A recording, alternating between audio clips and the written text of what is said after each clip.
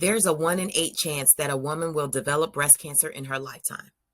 And for Black women, we're more than likely to be diagnosed before the age of 50. Head to BaptistHealth.net right now to schedule your mammogram and be on the proactive side of care. Mammograms save lives. Hey, what's up, Hilo News family? This show is brought to you by Baptist Health's Pine app. Healthcare at your fingertips with the Pine app. Head to HiloNewsMiami.com right now to learn more about their app and all the new features created to improve your healthcare experience with Baptist Health. Thank you for tuning in. When the last time you had a prostate screening? I haven't done it. What about colonoscopy? I've been thinking about it. I know I have to do it. Come on, man.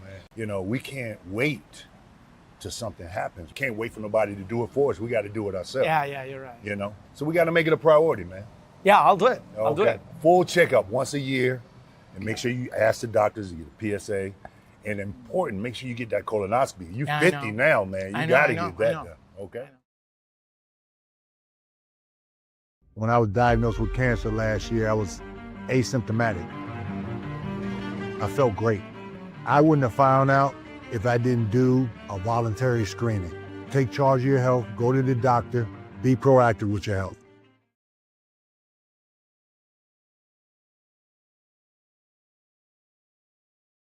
This was awesome.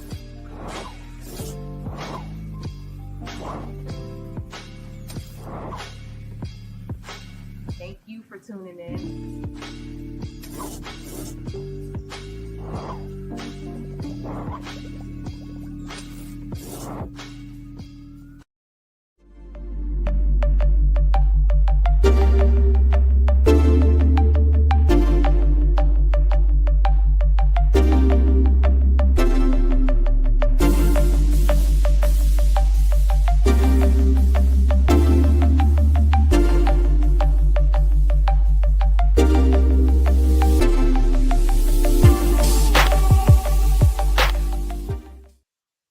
Hey, what's up, Hello News family?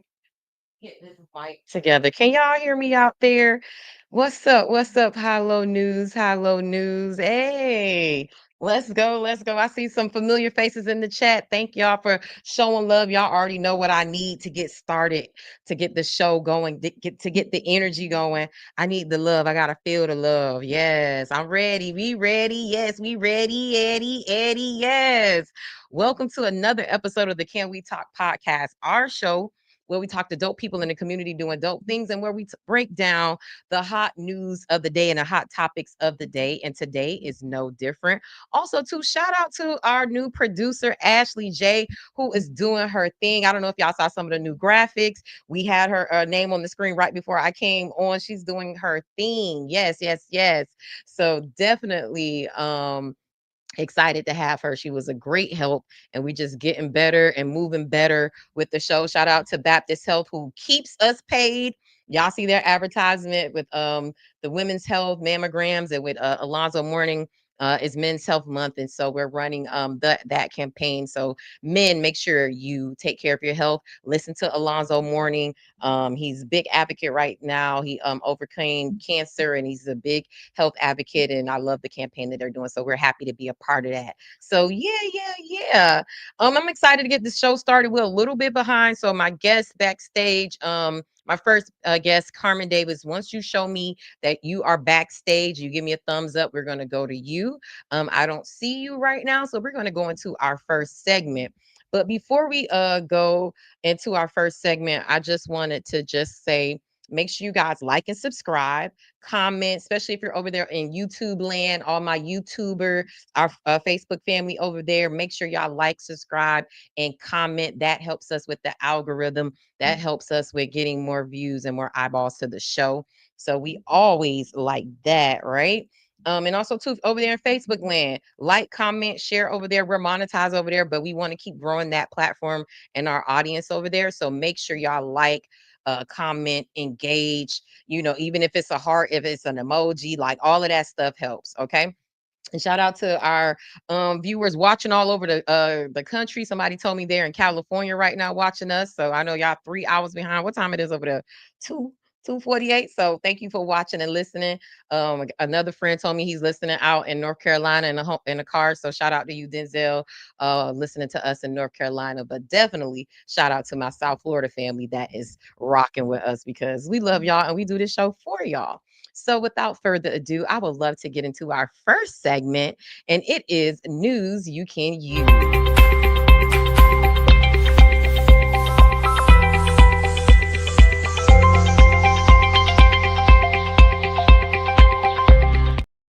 Do y'all see? Ashley got the graphics. Y'all better give me some snaps for Ashley in the chat, because Ashley got the graphics going. Yeah, so welcome to the news you can use segment. This is hot topics and news of the day that we like to share with our audiences. So the first story up is the series 4 premiere of That Part podcast. And as you guys know, that is the podcast that I do with Papa Keith, and it's a labor of love. It's something that we love doing for the community, and I want to share just a clip from last night's episode. We were talking about vaccines, and we were talking about Miami-Dade County budget. And I'm gonna get into a little bit of that in my own special way. But let's get into one of our guests, the UTD president, Mr. Tony, had to say about the vaccine possible mandate going away in Dade County schools. We're talking about the most innocent and the most vulnerable, who we should all be protecting. You know, as a teachers union, what we do is we make sure that children are safe, well, and nourished, right? And they try to distract from those things. When you talk about vaccinations themselves, it is utterly ridiculous for anybody to say that vaccinations have not been a big part of the sustainment of our society for years and years and years. We remember rubella, we remember the Spanish flu. We got all these diseases, mumps, rubella, whooping cough, chicken pox, that vaccines have kind of almost wiped off the map to a certain degree, because, you know, there's a such thing known as herd immunity. When the majority of percentage of people have a vaccine, it actually protects those that don't have a vaccine, right? Because we can prevent those things from taking place. But these people are simply disregarding science and disregarding everything that we have come to believe over the last 50, 60 years or so. Yeah, so it was a very, very good episode. Senator Dwight Bullen was also our other guest for the show, and he was amazing. It's definitely was a good. Hey, what's up, Xavier? Shout out to Jamaicans.com, my Black owned media, Boma family in the building. Wow. And yeah, so these are things that we're trying to get rid of. And right now, Florida is Floridering. And we're going to keep an eye on that and keep updating y'all on that. But here's the thing. Even though the governor and surgeon general proposed that legislatively, it has to pass. So it will have to take an act of the Florida Congress or legislators to be able to do that. And so, yeah, we'll have to keep an eye on that. And hopefully, you know, people choose science over politics and emotion, because the reason why we don't have polio today is because of vaccines, right? These things still exist. Vaccines help us not to get them.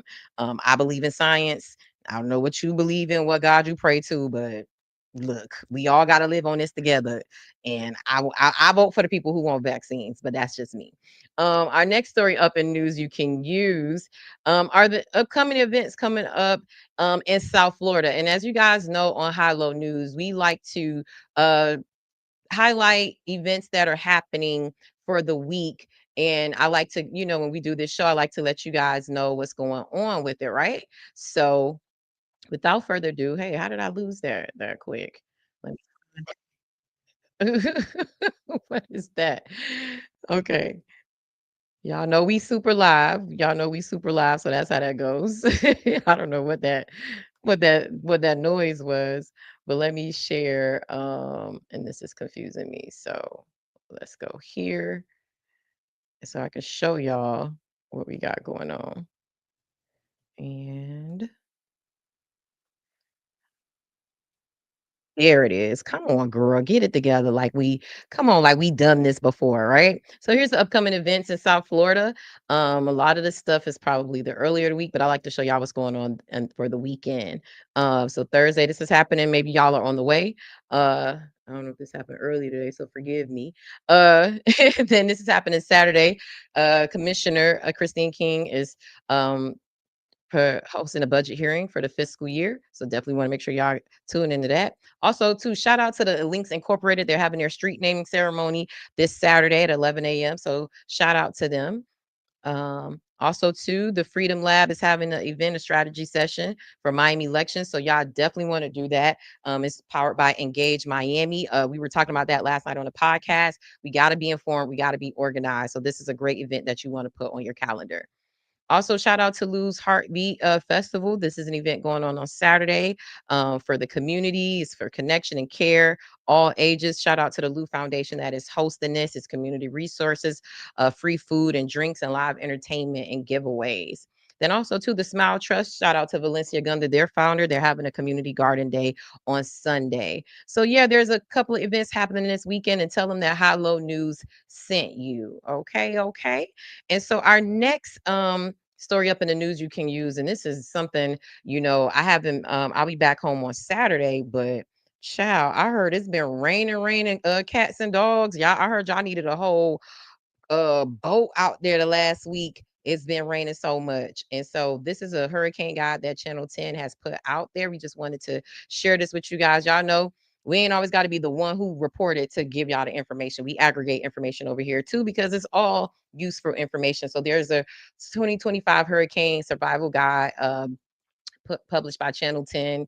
I know they're not the ABC affiliate anymore, WPLG. And so it has some useful information in there. And what we'll do is, you know what, I'll actually put a link on our page for you guys to find it quickly if you can't get to it.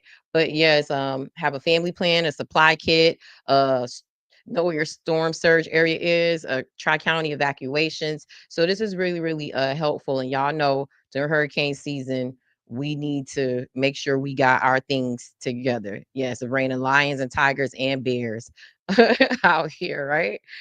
And then another story here on the news you can use, free mammograms. We're going into breast cancer awareness month. So we want to make sure that we are definitely highlighting those resources for our women. Let's see if there's a video here that we can play. CBS, let's see who's over. CBS Miami is partnering with community organizations to make breast cancer screenings more accessible. Beginning Thursday morning, anchor Betty Nugan will be live at 6:15 a.m.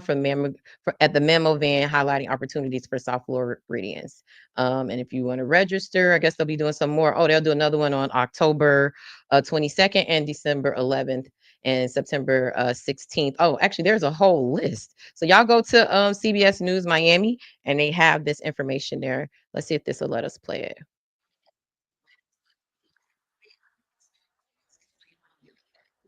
Good morning, Betty. Good morning. So I told you I was going to bring you inside the Mammo Van, and here we are. The cool thing about this van is these machines right here that will do the mammogram, they are exactly like what you will see in a hospital setting. So let me bring in the expert here. We have Belinda, who's going to be doing all the mammograms today when you come out to this van. Again, it's absolutely free, so there's really no reason not to come out and get these life-saving screenings, right? So Belinda, talk to us about what people will experience once they come on the van. So once you come on the van, we'll get your demographic information. We'll have you change. You'll come in and we'll do a screening mammogram. Mm-hmm. If the breast is dense, we will then pass the patient on to our ultrasound department. So all women with dense breasts have an ultrasound done as well. You'll receive your results most likely by tonight, within 24 hours maximum. We send them to you. We also send them to a doctor on file if you have. No prescription is required. We are taking walk-ins, insured and uninsured women. And if you're insured, like I said, absolutely free. And the beauty of it, as she said, you can go in there and it's an ultrasound, right? Because a lot of women have dense breast tissue. So just a mammogram alone is not enough. They have to go and get that additional screening. And when you do that, sometimes it's a barrier to entrance because people don't want to make those extra appointments and try to find a place that will do it. It's all in one right here in the Mammo Van. So again, no excuse not to come down and get this free service for you. And as a matter of fact, I am going to be taking this exam a little bit later this morning. So we will be talking about what it's like to go through the entire process, which only takes about 10 minutes, right? It does. We take 10 minutes. 10 minutes. That's all it takes. And it could possibly save your life. Back to you. Love it, love it, love it. So shout out to CBS Miami for partnering to do that. And we want to share that information with you guys. We're all about breast health and just overall health as well. Jackson Hospital is also offering mammogram screenings to all their employees and their family members for free.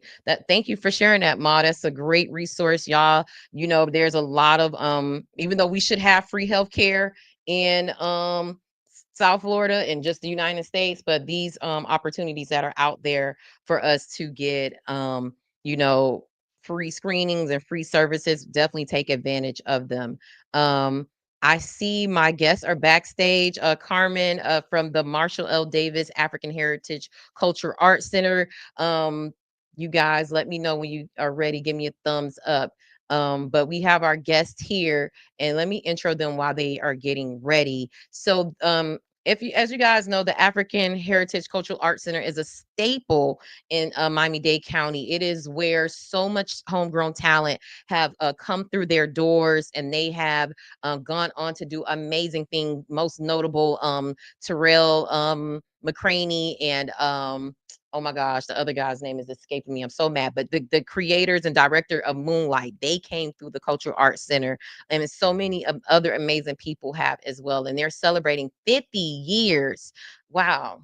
50 years of service and arts and culture, and it's right there in the heart of Liberty City. And so today we have on some amazing people from the center who are going to come on and talk about their 50th anniversary event, and how you guys can attend and how you can support the center. Carmen, give me a thumbs up. Are you guys ready to come on? We're just going to add y'all to the stage and we're going to figure it out. So without further ado, I would love to welcome to the show, Carmen. And we have a special guest. Is that Mr. Davis? Yes, that's Mr. Davis. Hey, how are you?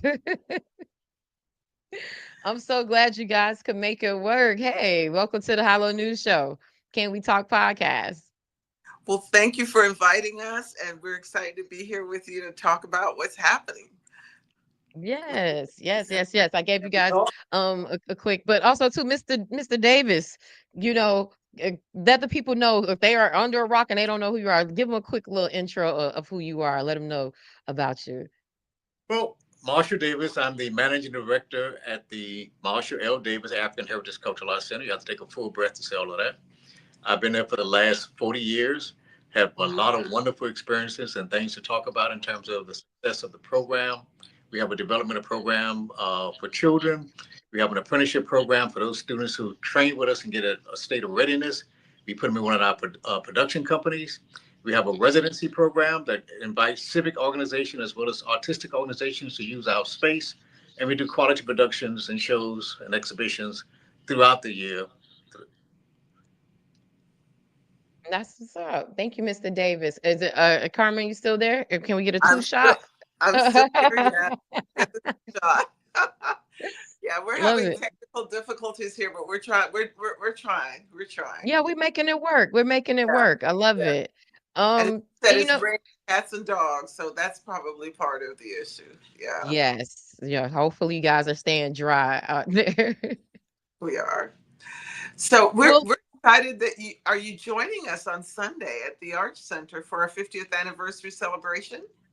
I personally won't be able to join you guys, but we'll be sending a Hilo News team member there to, partake in the celebration. But speaking of that, let's let people know about this amazing event. What's happening? And also, too, can people from the community attend?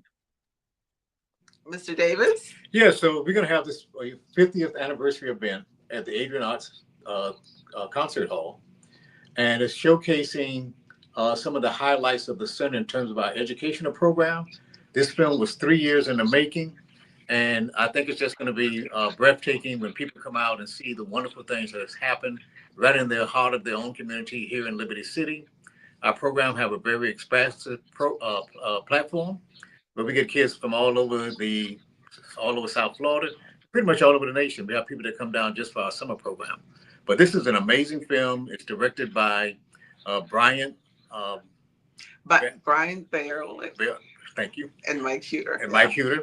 And it's just going to be an amazing thing to see. And it's produced by Theo and Naya. What's the last name, Carmen? Well, first of all, let me say that the name of the documentary is, Mr. Davis, Instrumental Start. You're trying to hold this phone. It's the Instrumental Start, a model for the nation. And so these filmmakers partnered with us about 3 years ago. Correct. To put instruments in the hands of our kids, ages 7 to 14. And so we're in our third year of it. They provided us the instruments. We provide a year's scholarship for these young fellows. We call them Instrumental Start Fellows, to take lessons here at the center with the musical instrument of their choice. And they get mentored by the Cleveland Orchestra. So these donors were so impressed with the work that Mr. Davis has done and the model he's really created and strengthened over these 40 years that he's been here, that they decided that the world needed to know the story of the sister Janie. So they've been flying all over this country, interviewing our alums such as Terrell McCraney, and you know who he is, right? Yes, we shouted him out, the creator Moonlight. Yes, yes. The Oscar-winning movie Moonlight. Oscar, punctuate that from the 305. And That Mr. part. Davis, some of our other alums that you Well, want to mention? we have Robert Battle, who was the former artistic director of Avonlea. We have Sharif Clayton, who was nominated for a Grammy Award. My own son, Marshall Davis Jr., was on Broadway show, been nominated as choreographer for Shuffle Along. Also in the Tony Award winning play, Bringing the Noise, Bringing the Funk. Bianca Bruton and Nadira both danced with Beyonce. So the list goes on about these wonderful kids that have been as adults now and they're doing wonderful things as artists. But it's because they got the foundational training here at the African Heritage Cultural Arts Center. Now I'm bearing my name, the Marshall L. Davis African Heritage Cultural Arts Center.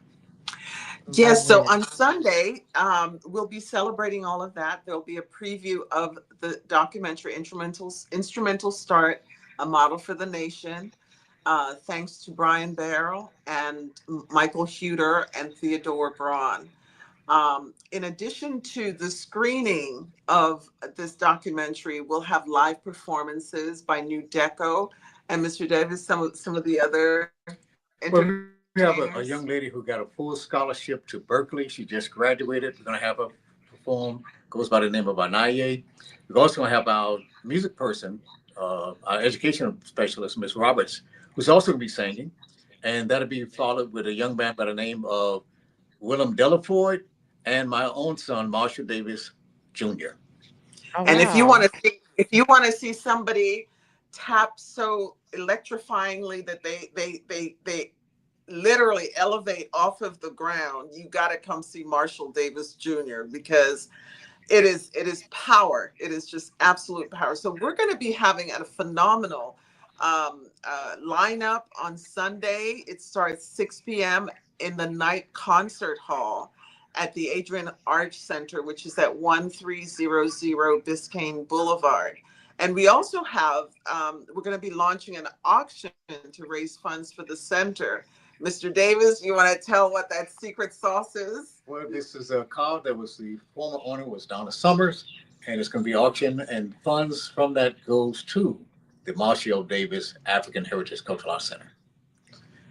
So I'm hoping that Mr. Davis does not outbid me for this 1995 Mercedes-Benz convertible that was redone. Oh. That is absolutely a slayer. It's beautiful, and the bidding starts at the celebration on Sunday, but it continues through, I believe, the 30th of the month.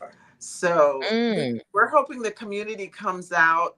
You know, one of the beautiful things, and I've been here having the honor of working with Mr. Davis for the last 3 years, is to see kids ages 5 to 16 come here and they get immersed in the multi-arts, from acting, singing, dancing, cinematography, set design, fashion, just across the board. And some of these kids are like the grandkids of students who've been coming here.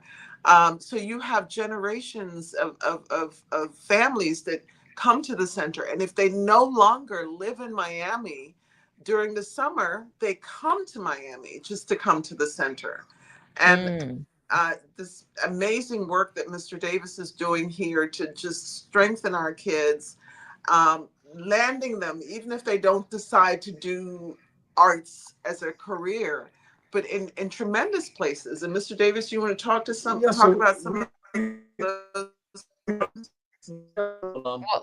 Wait, you guys are breaking up a little bit. Can you hear us now? Yeah, I can hear you. Is that better? Mm-hmm. Okay. We have a number of students, lawyers, entrepreneurs. One guy, actually, Matthew Pires, was the mayor of Opelika.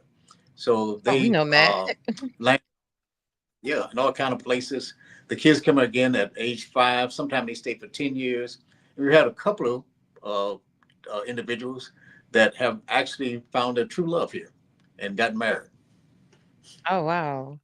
That's Yeah. amazing. So let's take it back a little bit. If people want to attend the event, how do they get tickets? What is that? What do they cost? Okay, Carmen, why don't you tell them? Okay, be happy to. They can call us here at the center, Janie, at area code 305-638-6771. They can go on our website, which is ahcacmiami.org. And I want to share something wonderful that we have some supporters who have purchased blocks of tickets to enable some of our youth to come on Sunday who may not be able to afford to purchase a ticket. So we just need folks to call us. Some of the schools in the area from Drew. By the way, Mr. Davis, one of our alums is a principal there. At Charles Street, yeah. Yes. Mateo Paris. Yes. Oh. She's bringing over staff and students. One of the former teachers who is now a councilwoman, right, Mr. Davis, up in Gainesville. She's coming down with her staff. They're interested in developing a center in Gainesville, similar to what we have here in Miami, Florida. Oh, wow. Cultural Arts Center. So a whole list of people are coming. We're looking forward to some of our former alumni like LaShonda Batts, who's actually just been elected the assistant theater chairperson at Howard University. My alma mater. Oh, wow. HU. You know? Yeah, so she's coming down. We're so glad to receive her and Desmond Duncan Walker, who's a commissioner. There's going to be a whole cavalry of people that's just going to make this the best special evening. So this is an event for our community. I like to say this is our story. This is our glory. The beautiful thing about the documentary is also talks to the history of our contribution to the development of Miami. So, for example, it was a Black man who founded Jackson Memorial Hospital. Yes, Reeves. It was a Black man who loaned money to the Brickles. That was D.A. Dorsey to help build Miami. And we can go on and on and on. And all of this history is in the documentary, which sets the foundation for who we are as a center today. Yes, and who we are as a people. Mm-hmm. Oh, I love that, love that, love that. So it's not just going to be musical performances, it's going to be a documentary as well at the 50th anniversary celebration, correct? Yes. They're very significant. That's going to move us and inspire us in so many different ways. Mm-hmm. I love it. How can people follow you guys as we wrap up? Like, let them know like how they can follow the center, social media, all of those things, so they can stay connected with the center past the 50th anniversary. So certainly follow us on Facebook, follow us on Instagram. And again, I want to just ask folks to just please come out. This is your celebration. This is your center. Call us at area code 305-638-6771. Let us know that you want to come. If you want to bring a group of kids, I know the Overtown Youth Center, they're coming with about 50 kids. We've got Norland Senior High School.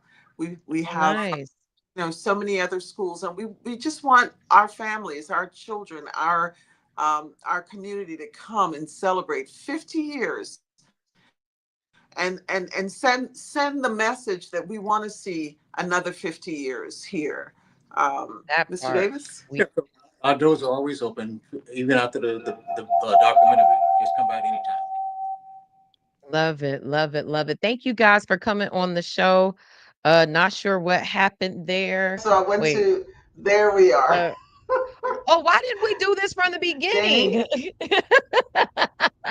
Can you guys hear me? Can you guys hear me? I can see you.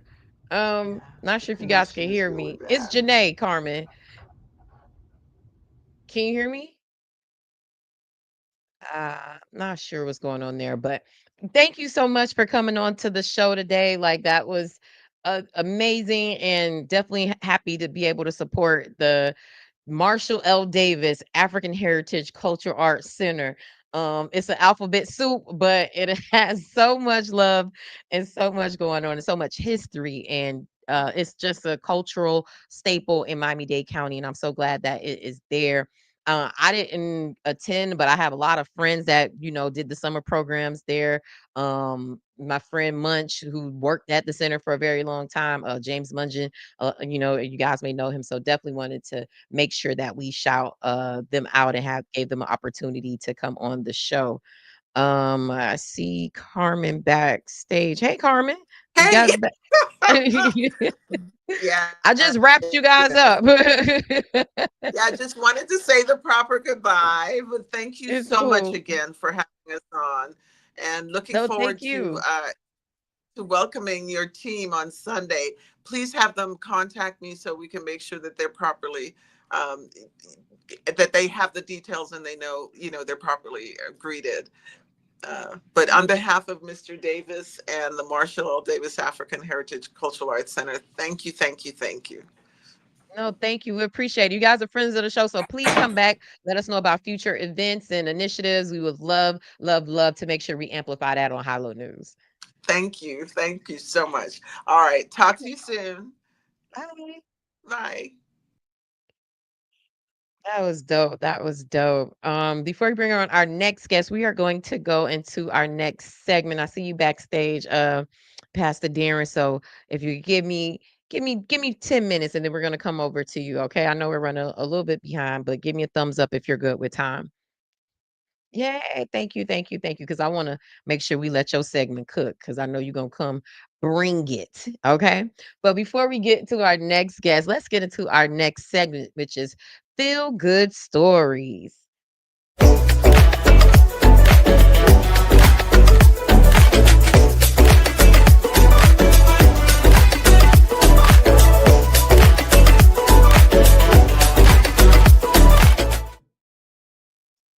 Look, Ashley, and look, so here's the thing. I'm watching these graphics for the first time with y'all because today I was running behind and Ashley definitely got the show together. But do y'all see our new graphics? Anybody who has been here from the evolution of the show, this is our 17th live episode. And yeah, do y'all see the graphics? So before it was just me saying it, then it was me doing the basic graphic and singing in the background. Then it was me just having something movable. Ashley don't just stepped our P all the way up. Okay. If you're a TS Madison fan, you know what that P stand for. Yes. We pushed through the tech issues. Go ahead, graphics. I love it. You better stop playing with the graphics. That's all producer Ashley J, our new producer. And shout out to all of our funders, the Pivot Fund, Press Forward, Borealis Racial Equity and Journalism Fund, all of you guys, because of the investment that you guys put into us last year and this year, also to our new funder, Local Media Association and Comcast, we're able to hire people like this to do amazing things. And so yes, the graphics are graphicking and I'm loving it. Keep the graphics going. Yes, she did her big one. I didn't even tell her what to do. She just did it and understood the vision. So let me get back. Let me reset the timeline. I love it. Yes, that just makes me feel legit. So our first story in the Feel Good News segment is the state of Black food. And so this was, I'm going to share just my time there a little bit at Black Wall Street. And we also too have a recap that we're going to be posting as well. But just to get a little bit into that, here is my time here in Tulsa and just seeing the historic Black Wall Street and loving and feeling that energy, like coming out of Black Wall Street. It definitely motivated me to keep it going and keep moving. And you could feel the energy of that city and what was the Black excellence there. So yeah, definitely shout out to, Black Wall Street and the state of Black food while we were there. And here's some of my other pictures that was coming from the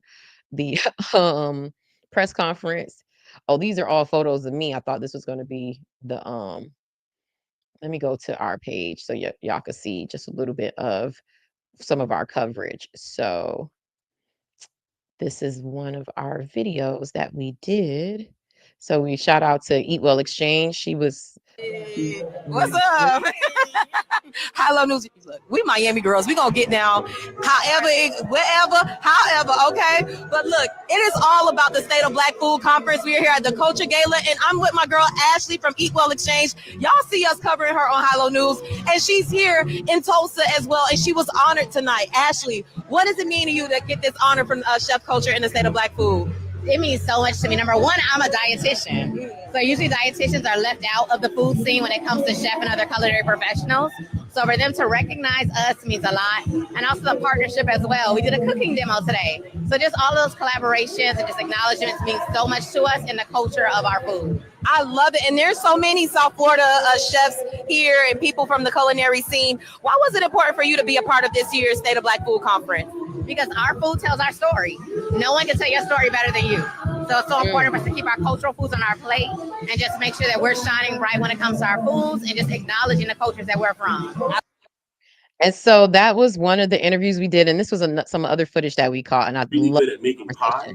We got to stop telling people to go open a bakery, right? Because making pie and running a bakery are two different things, right? And what Chef is saying is key.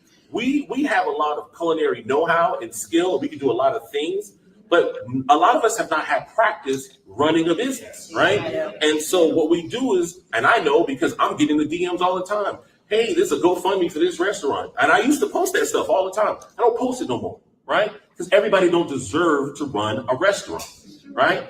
Running a restaurant is hard. It is very, very, very hard. Maybe cooking pies is easy, but running a pie business is not easy. It's not for everybody. And we set each other up for failure because we don't want to be haters, right? You don't want to be the person to say, well, I told KJ not to make this business. Now KJ blow up. Now I can't get nothing from KJ.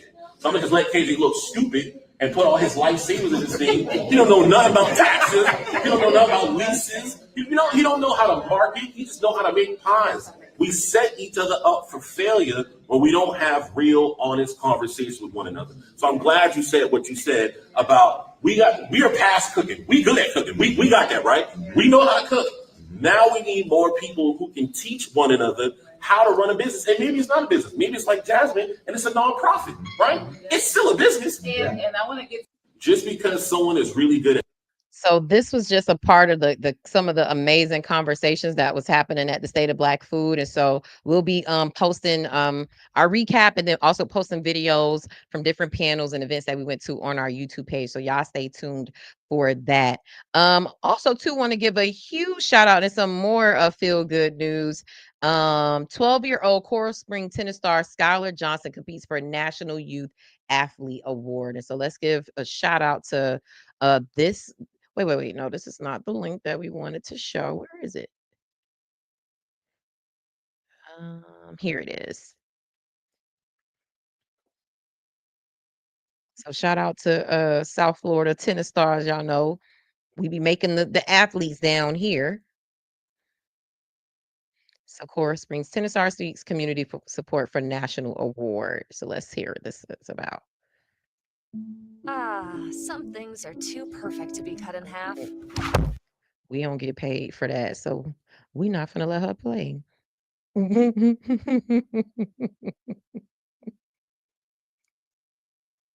Estrella, you need to pay for that. Okay, let's get the sound. For showing us why she's a player to keep your eyes on. I thought I was good at tennis, but apparently I've been playing in the wrong age group. Keep your leg moving. That's better. Meet the 12-year-old rallying for a title. For Youth Athlete of the Year. She needs your help, and she is just getting warmed up. Very good, Sky. That's better. Nice. I need more footwork. More footwork there. She's training hard and making sure you know her name. My name is Skyland Johnson. I'm playing tennis for around 3.5, 4 years. I have a goal in mind, and I'm going to work as hard as I can until I get there. When most kids are hitting snooze at 7 a.m., Skyland's already on the court. I train twice a day, 2 hours normally. I do that 5 days a week. She's not slowing down. Her career is gaining steam, like the force of her forehand. Ooh, did I pop it? Oh my gosh. She's training like she's chasing a grand slam. Get there, get there. Right now I'm doing 14 unders, 16 unders, and I like it because it gives me a challenge. Control. Nice. She's got the drive, the discipline, and now a chance. Last one standing gets $25,000. At the country's Youth Athlete of the Year. It comes with a feature in Sports Illustrated, but this break point, it's out of her control. She needs you in her corner. They should vote for me because I can represent them really well. Representing South Florida will be really good. Get under. Good.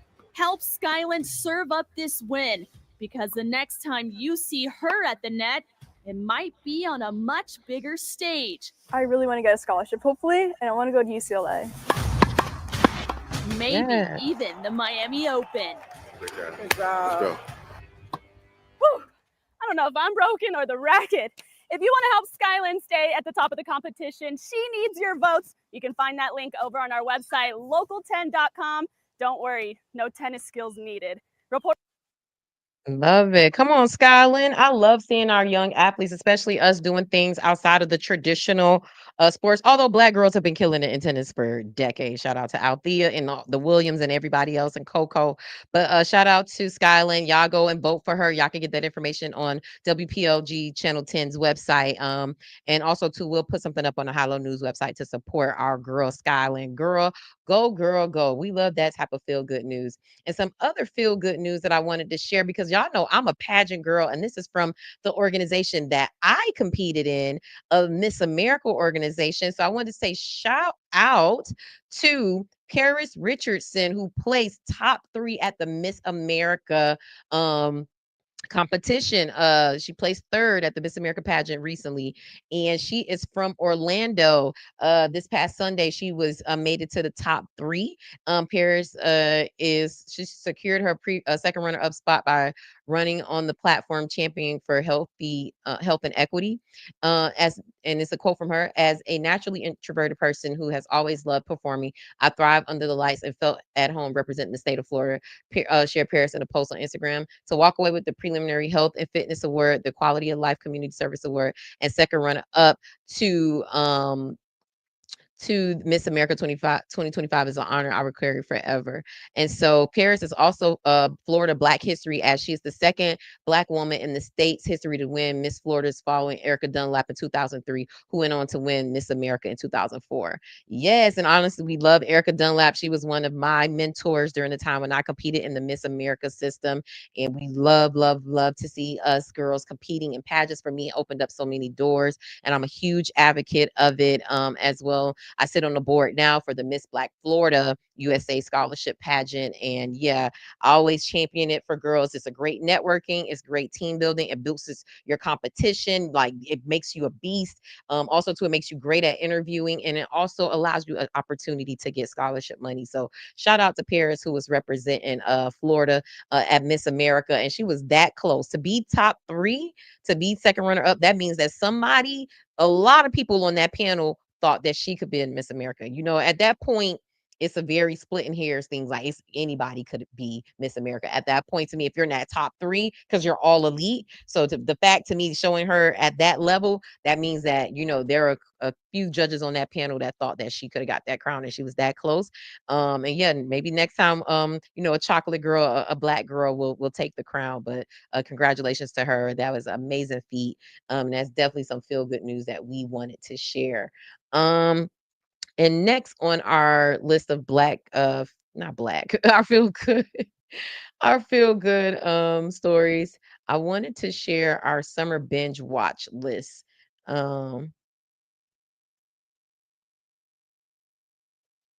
Here is a cute video our managing editor Derica got us together with. So let me get that on the screen for y'all to see Derica's picks for the end of summer watch. So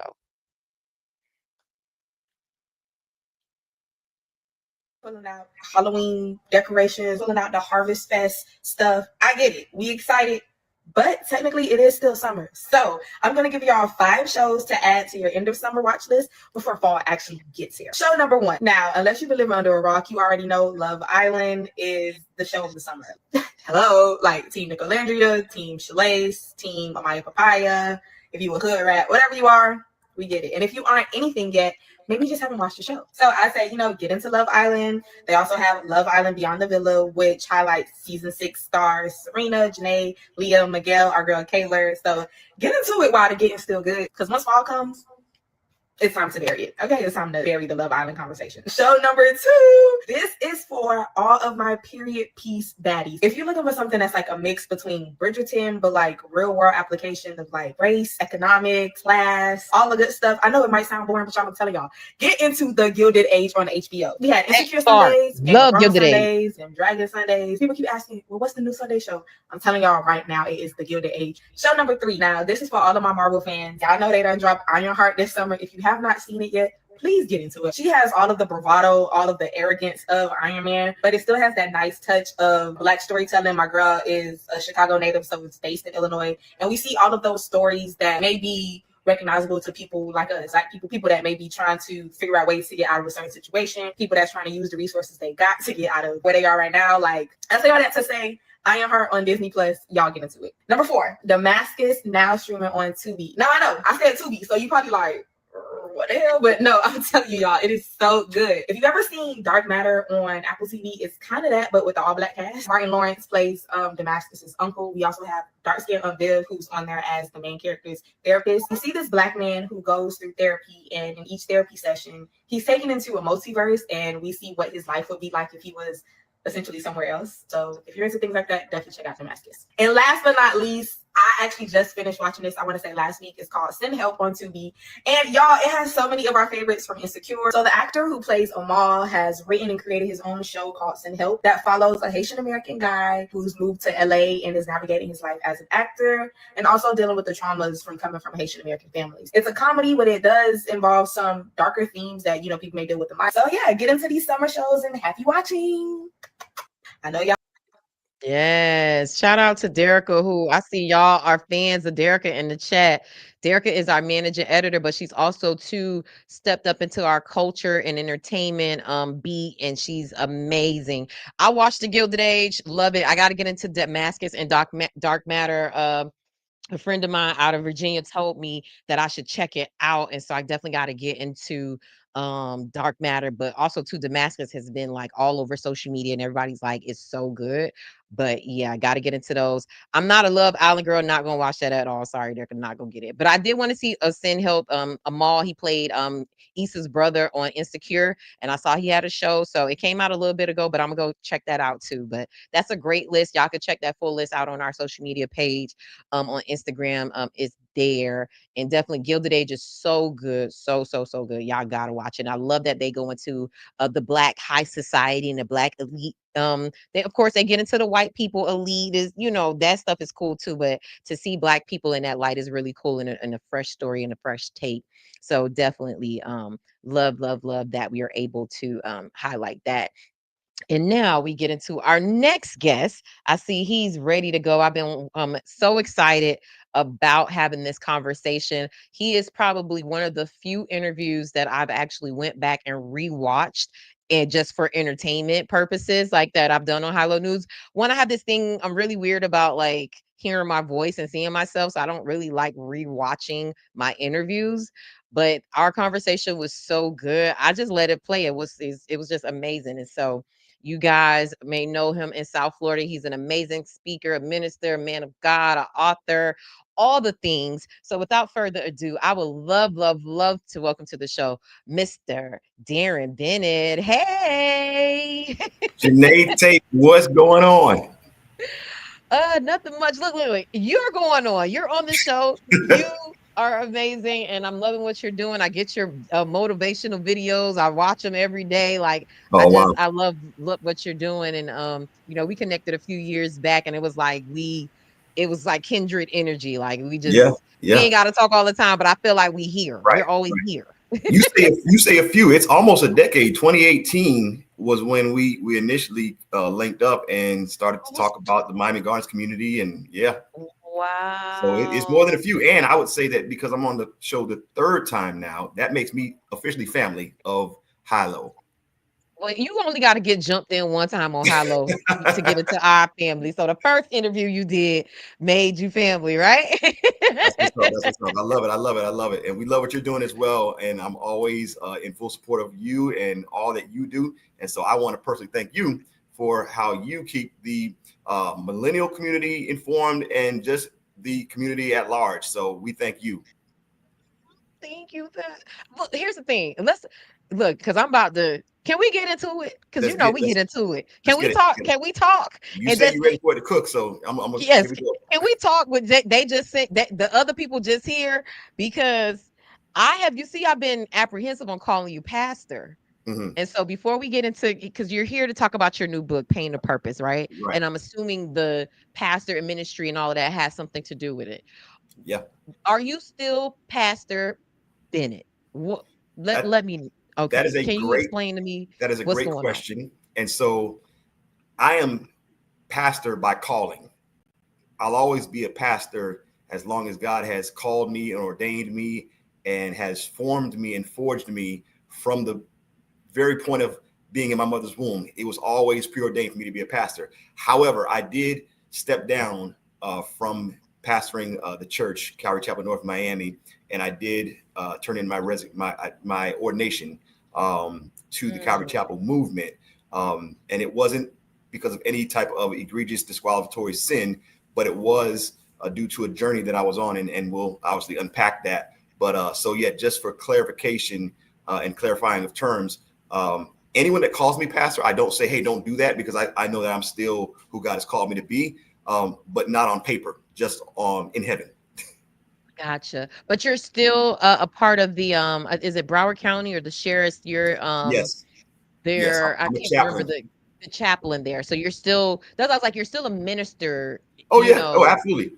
I knew there was something with the pastor and you with the church. So I wanted to give you that opportunity to explain that and clarify that. So technically I pastor and care for the 6,000 person employees, staff at the Broward Sheriff's Office. So what I was doing in the community of North Miami and Miami Gardens and North Miami at large, I do that up in Broward for the Broward Sheriff's Office, but still go out and speak at different churches. Now, mind you, I did take a hiatus from doing the speaking and the preaching again for a season of healing. But nevertheless, by God's grace, I'm back and God is still moving. So here we are.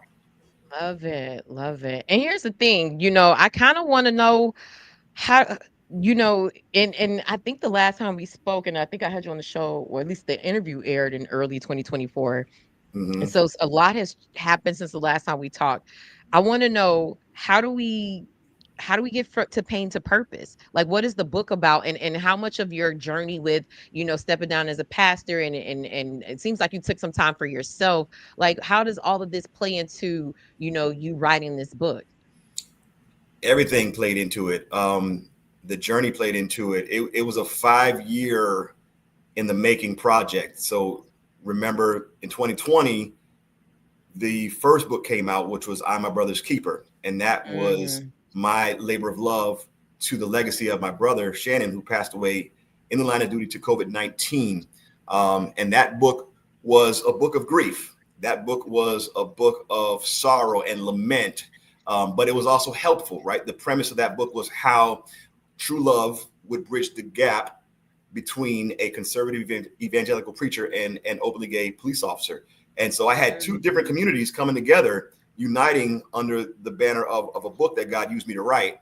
And I would have argued that 2020 would have been the worst year of my life, because Shannon was not just my brother, he was my best friend. We did everything together. We grew up together. We were like twins. And so losing him, y'all look alike. Yeah. So losing him, as traumatically as that was, threw me into a tailspin of grief and a spiral of grief.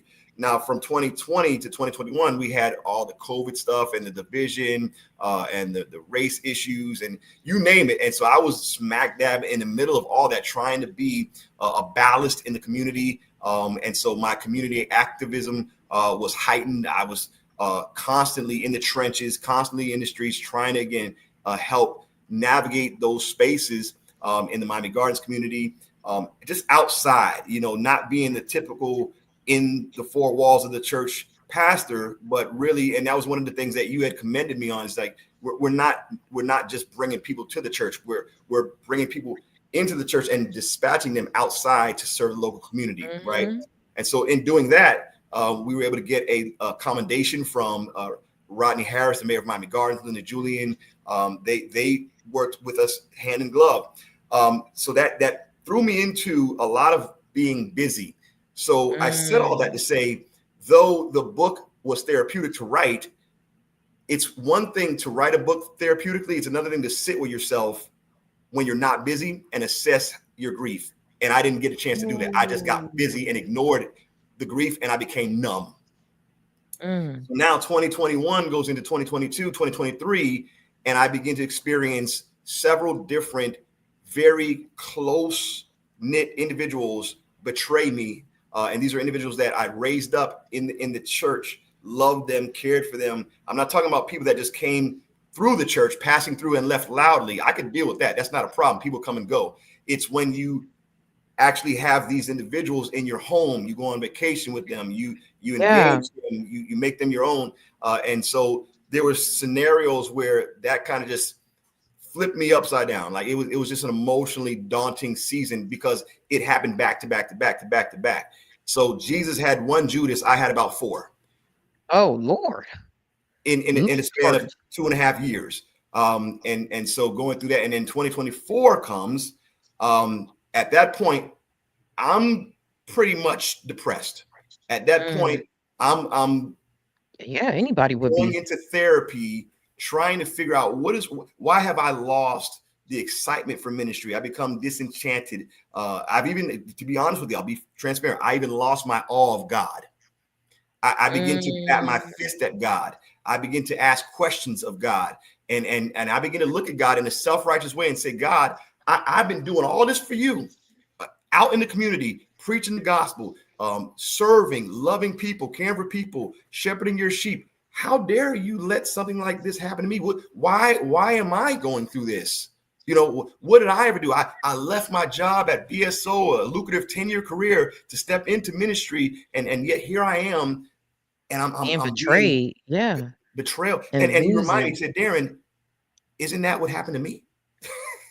He said, I left my seat in the kingdom to come to the earth, to put on flesh, so that I would walk blamelessly, so that you wouldn't have to, and I would take on all of your sins, and so that you wouldn't have to be perfect, and I would be betrayed, and I would be beaten, I would be bruised, I would be battered. And so welcome to being a son, because if you want to be a joint heir, you got to go through the process, and suffering is a part of the process. Oftentimes churches guarantee salvation is going to be health, wealth, and prosperity.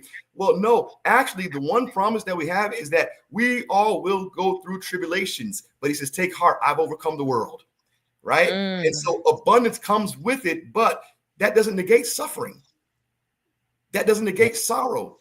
It's just that Christ is with you in the suffering, and he's with you in the sorrow. And so I had to get back to that place. But before we get there, so now I find myself in therapy, and I'm at this bifurcation in the road, trying to figure out, is it healthy for me to continue to be a pastor? It's one thing to get into the game, and as long as you're throwing touchdowns, everything's working. But no one realizes that in the locker room, I'm massaging my shoulder because it's about to fall off. But as long as I keep massaging it enough to get back out there on the field and throw more touchdowns, I can fake it until I make it. But ultimately, I begin to get suicidal. And I moved. You got suicidal? Yes, ma'am. I was the big, tall, charismatic guy with a smile on his face that always brought people joy, and yet I was being depleted of joy. Yet no one knew it. No one knew it because I suppressed it. I held it down. And so I found myself moving from suicidal ideation to suicidal intention. And what I mean by that is I had every intent on taking my life. It wasn't no thoughts any longer. It was, I want to die. I was praying, Lord, take me. And if you don't, I'm going to take my life. I'll do it myself. And so I devised a plan. I actually had things set up, and I realized, you know what, something's got to give here. So through therapy, my therapist made one statement that just struck me profoundly. He said, Darren, you have been fighting for the peace of everyone else at the expense of your own. You have been being everyone else's peace while having your own peace drained from you. And so if that wasn't bad enough, I lose my mom in June of 2024. And then 3 months later, I lose my last remaining sibling, my hero, my brother who kind of raised me as a father figure, Darren Bennett. And so now I don't have a mom. I don't have a dad. All my siblings are gone. I'm the last of the dinner table that I grew up on. Literally, imagine yourself in your home as a family and all the people that are around your dinner table just gone, and you're the only one left at that table. That's my story. My God. And so if that doesn't drive someone into depression, now I'm not excusing. That drives you into madness. Man. Yeah. So I knew something had to give. And so July of 2024 was when I preached my last sermon. And in August, I stood in front of the church and I read my letter of resignation. And I just simply shared that the strain of ministry began to take a major toll on me, took a major toll on my family, my personal life. And all the while, I'm still holding down the fort at BSO and still ministering at a high capacity, but I needed to take time out to care for myself. And by the grace of God, during that time span, BSO was very gracious to get me the help. I was able to go into the EAP system and see a psychiatrist, and she recommended my therapist. And so we're so grateful that after now a year and almost a half in therapy and time away, and I don't know if you've noticed, but even the motivational minute stopped being sent out because I had nothing to give, and so I kind of just gave everything up. The book, Painted Purpose, was supposed to come out in 2024, but I realized that, well, there's more pain to talk about. So God put pause on Painted Purpose in 2024. And once I got healed, it was time to hit the acceleration here in 2025. And so hence, here we are now. The book is out, and I'm just trying to help other people process through their pain, process through trauma, process through grief, process through depression, process through suicidal ideation or intentions. And so I try to now utilize that which could have taken me out to help others find new life. First of all, it's going to take me some time to process all of this, just even in my quiet time, because you're touching on some personal stuff. We'll talk offline. But I want to answer this question, and shout out to Denzel Burnside, who's a minister, and he does work in advocacy in housing. But that's one of my spiritual brothers right there. So I'm so glad he caught this segment. And his question is something that I wanted to ask. He said, did you get a covering and community of folks to stand with you? And I'm also too wondering what the church did to stand with you and to cover you. Yeah. So in that time period, of course, going through therapy, BSO, they were very profound in their help and standing with me. Even though I did step away from the church, Calvary Chapel, North Miami, I still had pastors that were walking with me, checking in on me, making sure that I was cared for, having the conversations, giving the updates that were necessary. But I was even in a place where, to be honest with you, I went into isolation. I just wanted to be alone. I didn't even want to have anything to do with the church community at that point. I was so, again, disenchanted and disoriented by what took place as a church pastor.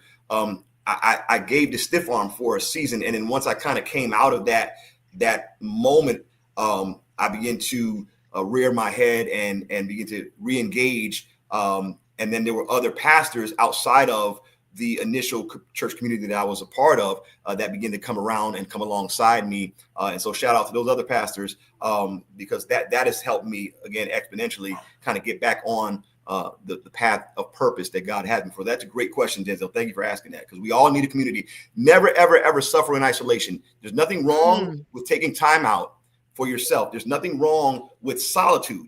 Solitude is healthy, but isolation can kill you. So there's a delineation. Let me make that clear. Solitude is healthy and helpful. You sit with yourself. You assess yourself. You stop running full speed. And I needed to stop running because I was burning the candle at both ends. I just kept working and working and working like a workhorse. And I never sat with myself to assess what was going on inside of me, what was going on inside of my heart. And so once I finally sat with myself, I realized, okay, isolation is not helpful. And so that's when I began to, again, re-engage with other pastors from a different church camp. And so here we are. Man, and we're going to get into the book, but while we're here, how did you rediscover or reconnect with God? Because it seems like there was a time, as you're speaking, that there was a disconnect. What was that moment for you when you rediscovered God? So I'll say this: it wasn't so much a disconnection as much as it was a dissonance. Does it make sense? So I still believed in God. I was just having a problem believing God.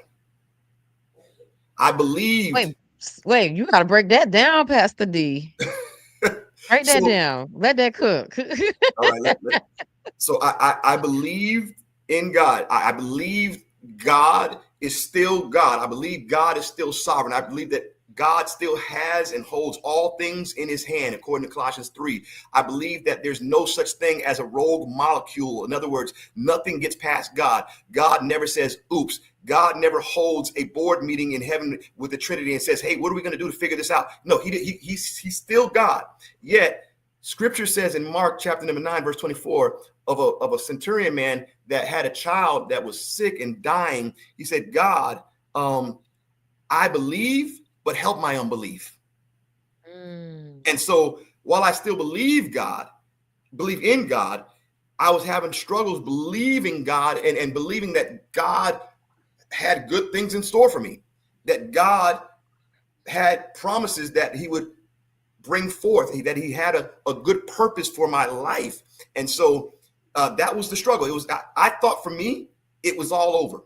I thought for me that depression was going to win. I thought for me that I was going to live life in loneliness. I actually thought that I would become my father, who was basically a man that died alone. He died a hermit by his own choice. He was deliberate about not wanting to be around people. And it was because of his own childhood trauma. Now, mind you, this is a black man from up north who was at the time of his death 78 years old. And so you got to think about folk from way back then never dealt with their trauma.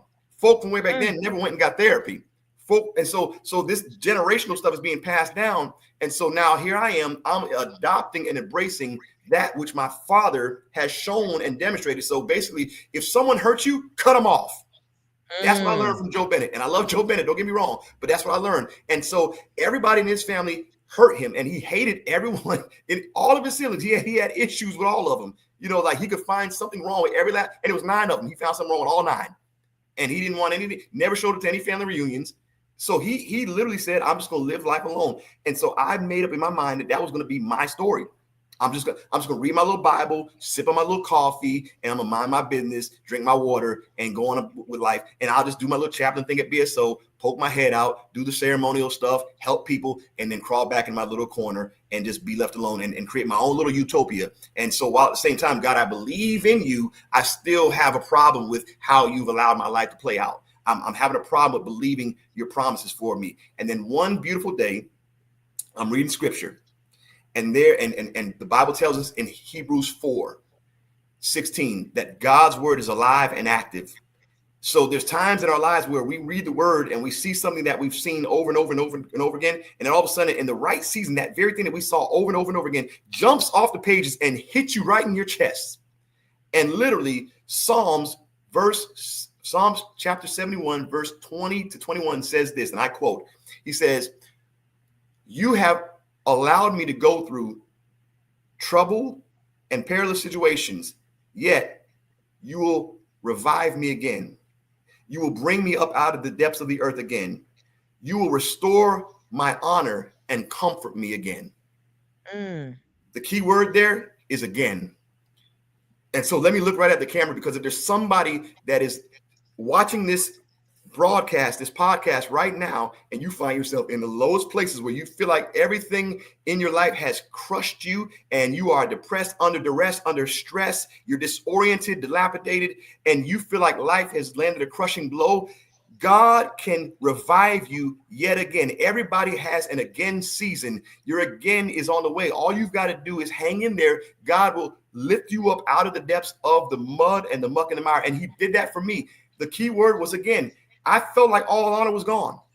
No longer am I a pastor. No longer do I have the honor and the accolades of being this community advocate. No longer do I have the keys to the city of Miami Gardens. I'm just a regular guy now getting ready to drift off into the sunset like my daddy. And yet God said, no. Not only am I going to restore your honor, I'm going to bring you comfort again because you felt like you've been alone. But the God of comfort, 2 Corinthians 1, 3-5, the God of comfort who comforted you in your time of stress will now use you to comfort others with the same comfort you've been given. And that's the anchor verse for the book, Pain to Purpose. It's literally him saying, Darren, this pain was not for naught. This pain was not null. This pain was not simply for you to just sit on your stupor of sadness and sorrow. But no, you're going to get up and you're going to fall forward and you're going to walk again. You're going to serve me again. You're going to love on people again. You're going to commit yourself to me again. You're going to walk in purpose again, and I'm going to comfort you yet again. And with that same comfort that I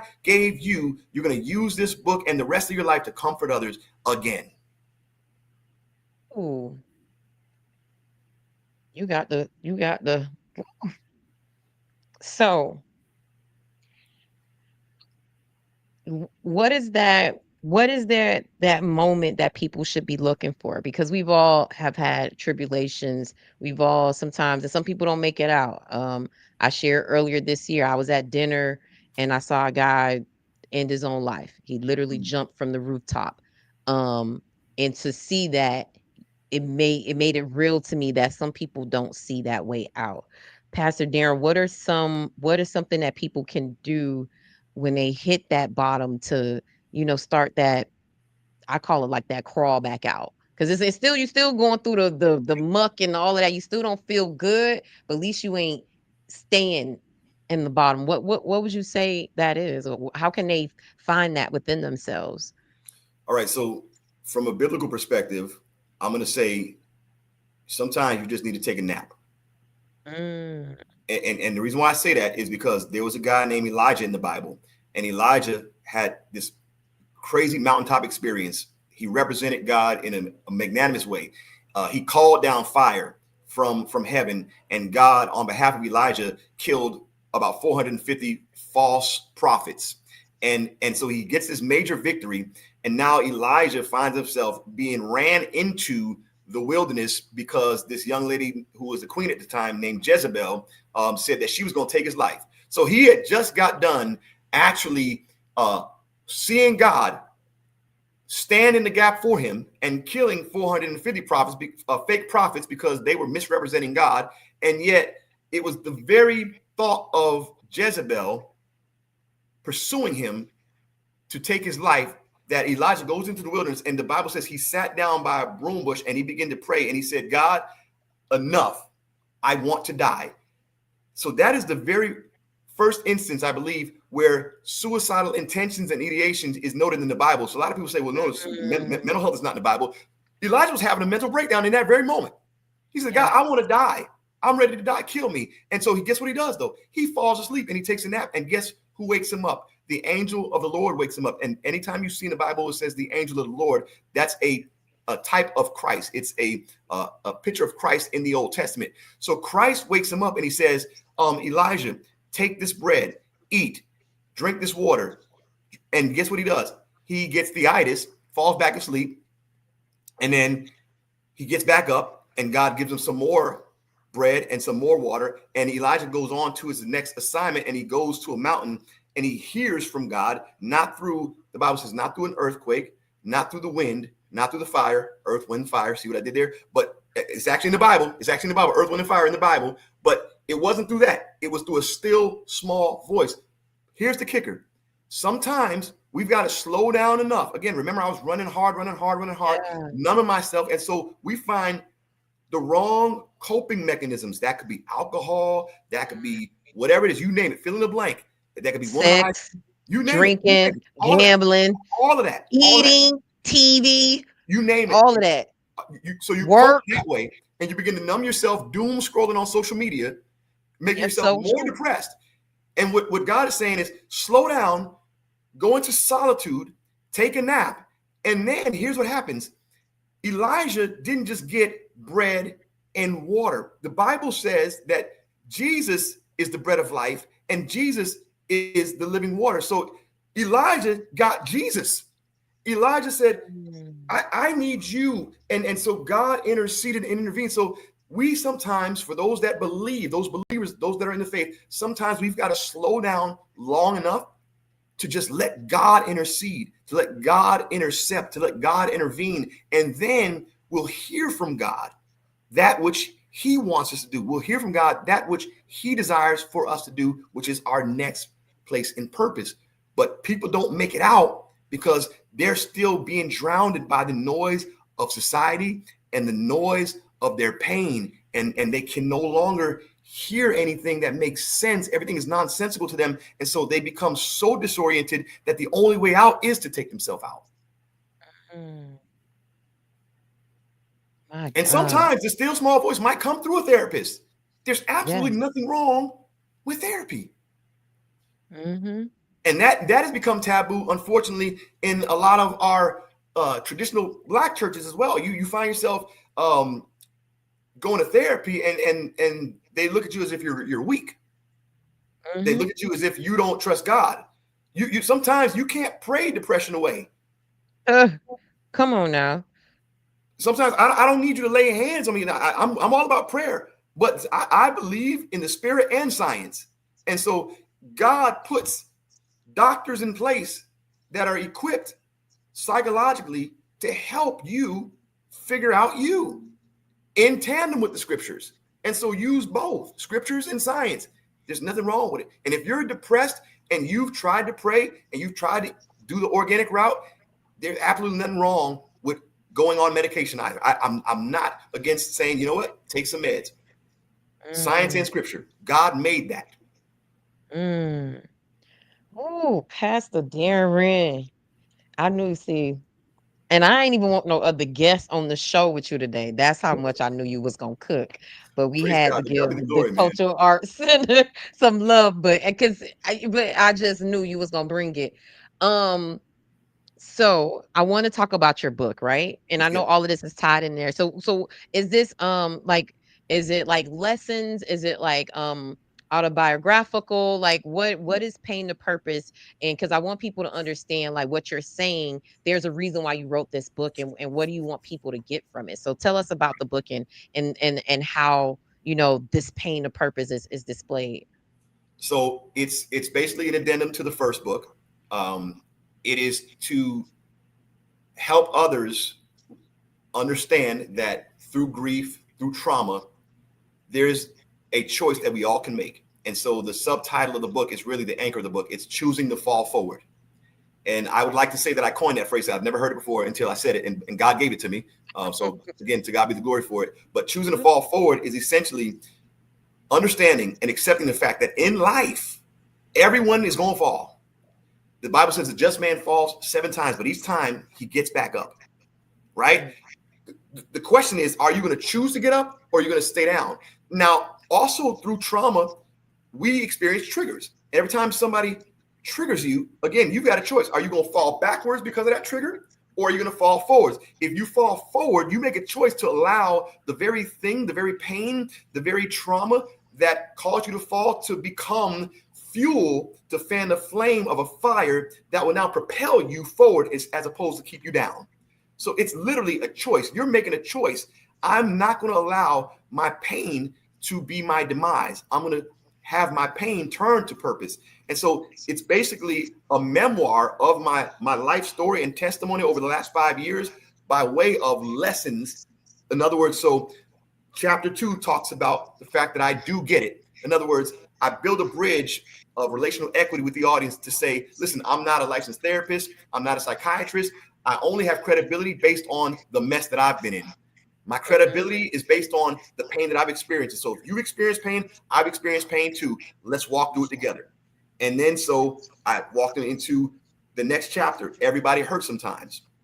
And it's basically, again, building a bridge to say, you hurt, I hurt. How are we going to navigate through that? And so I introduced this idea of sublimation. Sublimation is a psychological term of basically turning something bad into something good. I give the example of Mike Tyson. Mike Tyson was traumatized as a kid. Mike Tyson was on the path toward prison, even though he ultimately went to prison. But he was on a path, and it was intercepted by a man named Customato. Customato saw the anger and the rage, and what he did was, instead of allowing Mike Tyson to display that in the streets, he put him in a boxing ring. And so he took that anger, that rage, and he sublimated it. He submerged it into something that was legal. And so how can you find the thing that keeps you up at night? How can you find the thing that stirs up a passion inside you because of what you've been through? And so perhaps you have been sexually abused. Well, guess what? God can use you to be an advocate for those that have been sexually abused. Perhaps you grew up in the foster care system and you feel abandoned. Guess what? God can use that pain and that anger and that angst inside you to be an advocate for those that are in the foster care system. And you can work for a foster home or for kids or, any one of those agencies. And the list goes on. Perhaps you had experienced drugs, but you've been delivered from doing drugs. Well, guess what? God may use you as somebody that can walk with someone to get them through. Maybe you sit with them through the detox process. You're sublimating your pain and you're using it for purpose. And then you go through this idea called Through the Wire, chapter 4, Through the Wire. Got that from Kanye.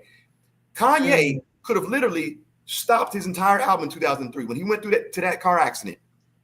And instead, he pushed through the album. He pushed through the wire by literally, he said, I drink a Boost for breakfast, an Ensure for dessert. Body order pancakes, I just hit the scissor. That right there can drive a sane man bizzard, but not to worry, Mr. H to the Izzo's back to wizard. And I quote that in the book because guess what? His mouth was wired shut. He had every reason to say, let's pause the album. I can't rap. Instead, he's rapping through the wire.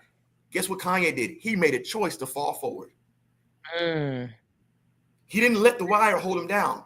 He actually let the wire define and refine his sound, and everybody resonated with that because they saw and heard the pain, and yet they said, man, this dude is rocking through this pain. That's what it means to fall forward.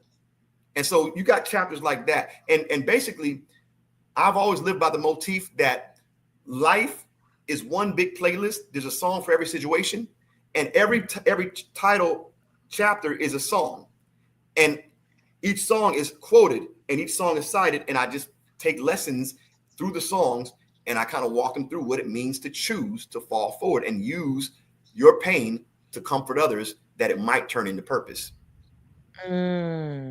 So this book is like kind of almost like a playbook to help people kind of walk through from their pain to their purpose, and they're given these different examples. I love it. I need to get this book ASAP. Do you got an audio version? I've been on my Audibles recently. Audio, it's on audio for $4 on Amazon. You can get it. Nice. Or you can get the regular version for $11.99, or you can get the Kindle for $5 on Amazon. So yeah, it's available. Pat, and I don't know why I keep trying to stop myself. Pastor Darren, what do you want people to walk away from once they read this book? What do you want them to feel or have or take away? It's exactly what I've been saying. You have a choice, and that choice is you can take the trauma that you've experienced and see that as a setback, or you can see it as a setup for God to show up and for you to come up again. Come on now. Because everyone has it again. Everyone has an again. You got bars on top of bars on top of bars. Praise God. It's a factory reset. Every once in a while, we all need a factory reset. But sometimes you got to take that car, bring it into the shop. You got to look at the dashboard and see those lights. Don't ignore the lights. That's where we crash out. We ignore the check engine light. We ignore the noise. You hear the noise in the car, and what you do is you turn up the music. You hear the noise in the car. You turn the windows down so you let the wind, because you want to ignore the fact that you got something going on with you. No, bring that car to the shop and get a factory reset. Slow down and get reset and let God do the work again. That part. Just want to switch gears a little bit. Yeah. Do you ever see yourself back in the pulpit? So and leading a church? At this very juncture, this is Darren speaking now. This is not the Spirit talking. I was in the Spirit a moment ago. Now this is just Darren. Like, so in the Bible, Paul has that moment. He's like, okay, I know I'm in the Spirit, but this is just Paul talking here. This is Paul. So this is just Darren. Darren don't want nothing else to do with being a senior. Janae, stop. Don't do that, Janae. Don't do that. Don't fall off your chair, ma'am. No, but Darren doesn't want. Darren said, I'm done with this. Darren, I'm sick of this. I'm sick of this. I'm sick of this. But yet again, Darren will obey God.